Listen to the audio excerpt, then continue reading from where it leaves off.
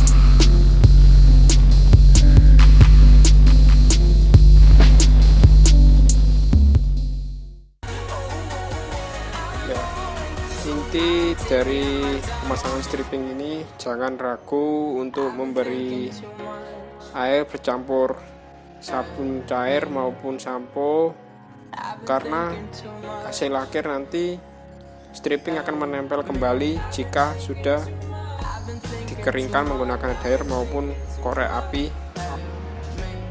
Ya, sekian tutorial dari saya. Jangan lupa like, komen, dan subscribe. Terima kasih cuy sudah menonton channel saya. Wassalamualaikum warahmatullahi wabarakatuh.